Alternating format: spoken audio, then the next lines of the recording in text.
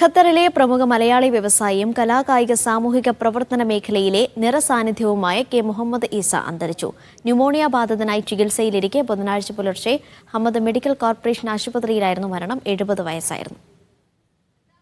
മലപ്പുറം വളാഞ്ചേരി മൂടാൽ സ്വദേശിയായ കെ മുഹമ്മദ് ഈസ 1976 19-ാം വയസ്സിലാണ് ഖത്തറിലേക്ക് കപ്പൽ കയറുന്നത്.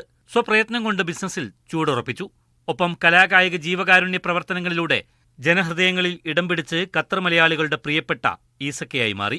കഴിഞ്ഞ അരനൂറ്റാണ്ടുകൊണ്ട് ഈസക്കയുടെ വ്യക്തിമുദ്ര പതിയാത്ത മേഖലകളില്ല. Ali International Group general manager എന്നതിനേക്കാൾ ഈസക്ക എന്ന സാമൂഹ്യ പ്രവർത്തകനെയും ഫുട്ബോൾ സംഘാടകനെയും മാപ്പിളപ്പാട്ട് ആസ്വാദകനെയും ജീവകാരുണ്യ പ്രവർത്തകനെയുമാണ് പ്രവാസികൾക്ക് മനസ്സിൽ ഓടിയെത്തുക. ദീർഘകാലം ഖത്തറിലെ പ്രമുഖ പ്രവാസി കായിക സംഘടനയായ കിഫിന്റെ അമരക്കാരനായിരുന്നു. കിഫ് ടൂർണമെന്റുകൾ വഴി പ്രവാസികളുടെ ഫുട്ബോൾ ആവേശം പ്രോത്സാഹിപ്പിക്കുന്നതിനൊപ്പം അതിൽ നിന്നുള്ള വരുമാനം നാട്ടിലെ ഏറ്റവും അർഹരിലേക്ക് എത്തിക്കാനും ശ്രദ്ധ ചെലുത്തി. മാപ്പിളപ്പാട്ട് കലാകാരന്മാർക്ക് വേദികളൊരുക്കി പ്രോത്സാഹിപ്പിച്ചു. ഒപ്പം നല്ല ഗായകൻ കൂടിയായിരുന്നു അദ്ദേഹം. Thiruvananthapuram CH centre vice president, Perinthalmanna CH centre treasurer, Chulur CH centre vice chairman തുടങ്ങി നിരവധി ജീവകാരുണ്യ സ്ഥാപനങ്ങളുടെ പ്രധാന ഭാരവാഹിത്വം വഹിച്ചു വരികയായിരുന്നു. KMCC മലപ്പുറം ജില്ലാ പ്രസിഡന്റായിരുന്ന അദ്ദേഹം നിലവിൽ സംസ്ഥാന കമ്മിറ്റി സീനിയർ വൈസ് പ്രസിഡന്റാണ്. മീഡിയ വണ്ണുമായും ഹൃദയബന്ധം സൂക്ഷിച്ച അദ്ദേഹം ഖത്തറിൽ മീഡിയ വൺ നടത്തിയ 14-ാം രാവ് പരിപാടിയുടെ ചെയർമാനായിരുന്നു.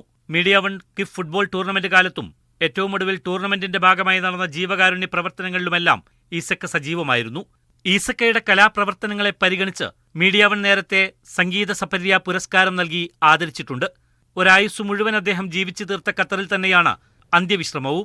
ആയിരങ്ങളുടെ അന്ത്യയാത്രാമൊഴി ഏറ്റുവാങ്ങി രാത്രി അബു ഹമൂർ ഖബർസ്ഥാനിൽ മൃതദേഹം കബറടക്കി. Media one, Doha.